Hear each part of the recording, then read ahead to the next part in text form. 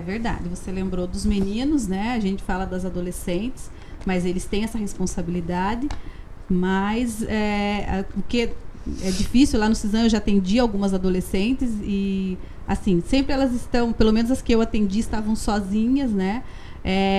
Porque daí já fica cada um na sua casa, né? O jovem também lá não tem muitas condições, porque não é nesse momento, né? A adolescência é a menor etapa da nossa vida, é a adolescência, né? E daí a gente se atropela com tudo isso, mas a gente sempre fala também da questão da responsabilidade do pai, né? Da mãe e do pai. Um filho também, daí a gente vai ter que cuidar, né? E a gente tem que cuidar juntos, mas isso é bastante complicado. Eu tenho algumas questões a serem levantadas quanto à questão da prevenção, né? O que os órgãos públicos municipais, estaduais, federais têm feito quanto a isso?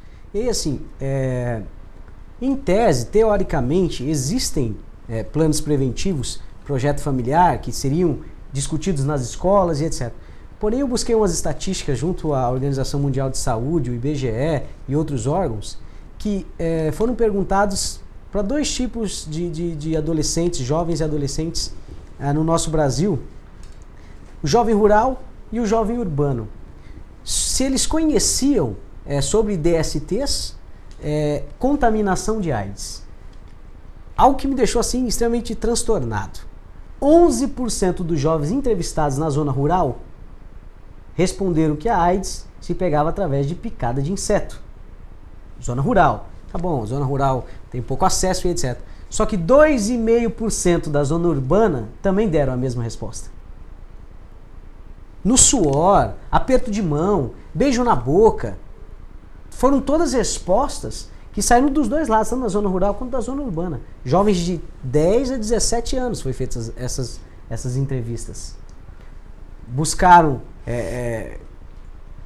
acredito que todas essas estatísticas mostram pra gente, então, Lúcia, que esse planejamento preventivo, ele não tem acontecido a nível nacional, né? Claro que a nossa intenção, a intenção do programa, por isso que é louvável esse programa, a importância desse programa, de chamar a atenção dos órgãos públicos para essa necessidade da juventude, que é um tanto quanto desfavorecida quando a gente falar de política social desenvolvida para o jovem, para o adolescente. Então a gente vê que estamos perdidos.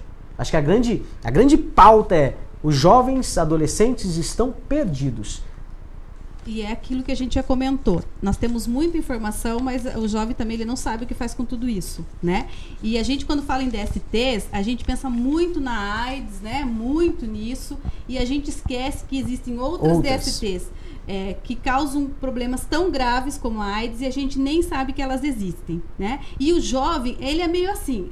Por mais que você... Existe lá um programa, vamos dizer lá, que tem um programa de distribuição de preservativos. Masculino, feminino, né? Porque ao ele usar o preservativo, ele está prevenindo a gravidez e as DSTs. Só que ele acha que isso não vai acontecer com ele, então ele não usa, né? Mas ele não tem nem ideia de como essas doenças, como existem essas doenças e como elas são, como eu já falei, tão complicadas quanto o HIV, quanto a AIDS, as hepatites e outras doenças aí que causam, né, coisas muito graves e as pessoas acham que com elas não vai acontecer. Então o jovem, ele é muito disso também, ele é muito, né, comigo não vai acontecer nada, então não vai acontecer uma gravidez, não vai acontecer uma doença, eu tô livre disso tudo. Ele parece que ele tem toda essa onipotência e ele não tem, né? E daí quando ele se depara com uma gravidez ou com uma outra coisa mais complicada ainda, porque uma gravidez ainda, né, é uma vida que está ali, e uma DST, uma doença bem grave, né, que aí vai atrapalhar muito a sua vida.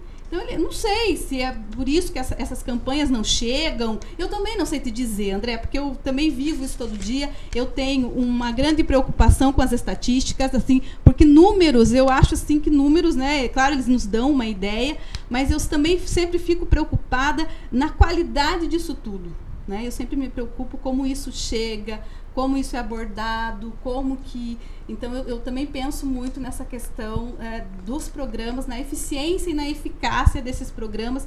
Então, onde se tem alguma coisa que não está acontecendo, onde que estamos errando, o que temos que fazer novamente. Mas, assim, né, temos que fazer, é o nosso trabalho, é a nossa obrigação, e enquanto setor público também, criar essas políticas para que elas possam fazer essa parte aí de garantir, né, a vida, a dignidade do cidadão. Mas eu também sei, também pergunto para você, porque eu também não sei, porque eu também me preocupo, é uma coisa que eu me deparo no meu dia a dia e que eu fico pensando como, né? Será que é só por isso? O que mais está faltando? É a forma como a gente está chegando? A gente está chegando atrasado? Nós estamos perdendo para as mídias? O que está acontecendo? Eu vi que é cultural isso. A gente consegue levantar algumas soluções, mas vê que as estatísticas, os números são para a gente, ver onde que a gente vai direcionar o nosso trabalho, né? Enquanto órgão público, os órgãos públicos levantam essa estatística para, meu trabalho tem que ser direcionado aqui. Aí, assim, ainda o maior número de incidentes, tanto na gravidez quanto DSTs, é Norte e Nordeste.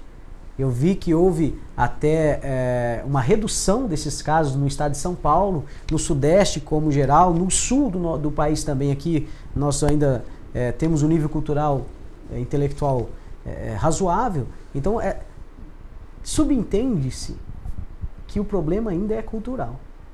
Acredito eu. De repente, esses projetos estão chegando, esses projetos está sendo acessível, mas é aquilo que você falou.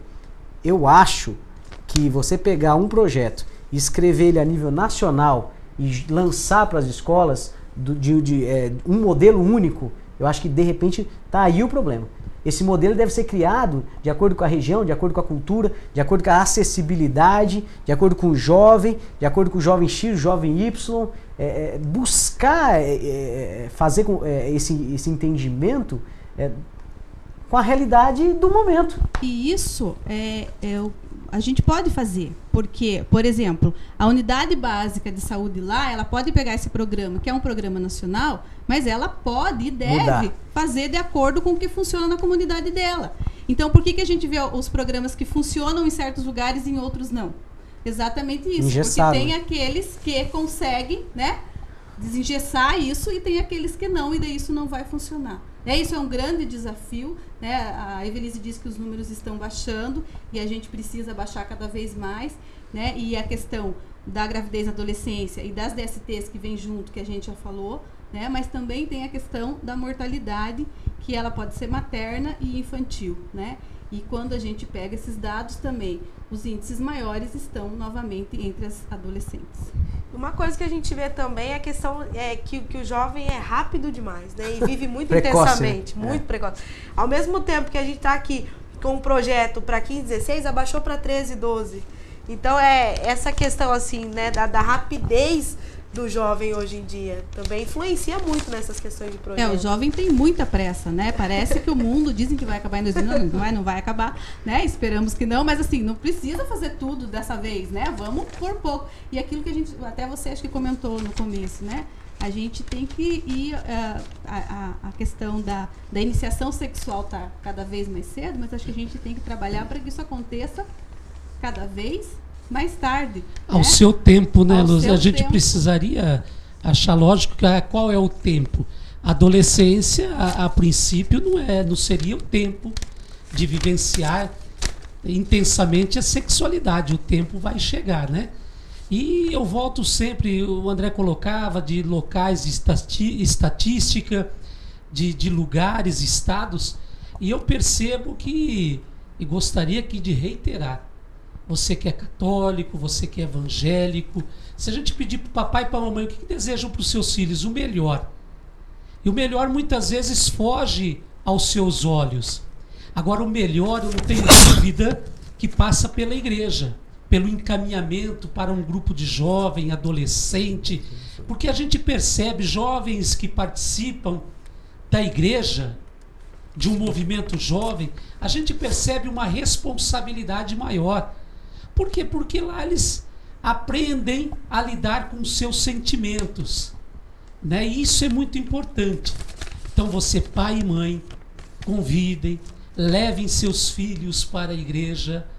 Tem um ditado que diz: palavras comovem, exemplos arrastam. E é o meu exemplo de pai, o seu exemplo de pai, que vai fazer com que vossos filhos, pequenos, adolescentes e jovens, possam verdadeiramente encontrarem o verdadeiro caminho, que passa pela igreja, que passa por Jesus Cristo. Eu acho que aí está a receita para tudo isso que nós estamos conversando aqui. Deus em primeiro lugar. E para a gente continuar esse bate-papo gostoso, nós temos aí mais uma entrevista aí com a psicóloga Tatiane. Então eu gostaria de convidá-lo a ficar aí um pouquinho, porque nós vamos para um breve apoio cultural e já já nós voltamos com mais bate-papo.